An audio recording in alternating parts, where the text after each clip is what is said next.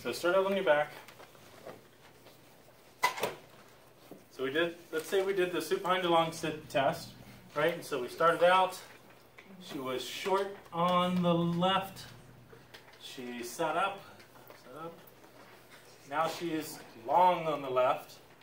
And so that would be suggestive of a posterior rotation on the left. Right? So she's posteriorly rotated on the left. Which way do I want to make the pelvis move? Anteriorly. Anterior. Which muscles, if their distal attachment was fixed, which muscles would anteriorly rotate the pelvis? Hip flexors. Hip flexors. Great. Lay down. Bring her up into a flexed hip position. She's going to, we're going to do an isometric contraction, so kind of like just a hip flexor, manual muscle test almost. So hold here. Don't let me push you down. Good. I usually hold about 3 to 5 seconds with that and relax. Good. There's a couple of ways you might do it. You might do multiple, 3 or 4 times on one leg, and then we'll do the opposite on the other. You might go back and forth. I tend to go back and forth with it. So I would do hip flexion on this side. If the pelvis is a ring, right? So if we have too much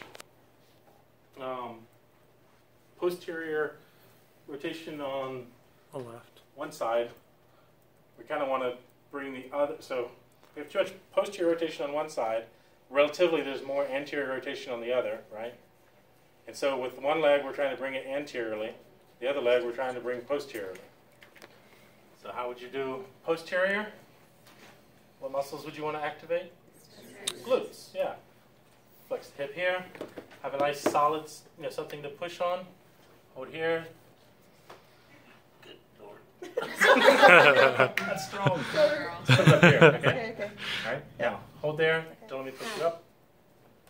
Good. There you go. Nice. And relax. But try not to have that what just happened there where you have the big, shift. So do it again. Push in. Good. And relax.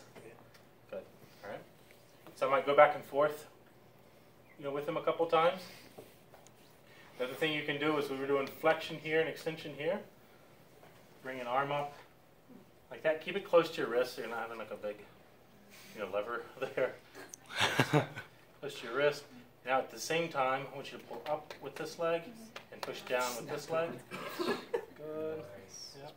And relax. Good. And so, it's really good to have them completely relax in between, each one. Again, I don't think that you're really necessarily moving the bones, like they're theorized to. I think more what you're doing is getting a relaxation in the muscles. So just like when we talked about doing the hold relax techniques, you want to get the contraction and you want to really focus on the relaxation. And in order to get that, they need to feel nice and stable and controlled. All right? Yep, stay there for a minute. So that would be the flexion and how do we name it? The anterior rotation and the posterior rotation components. And usually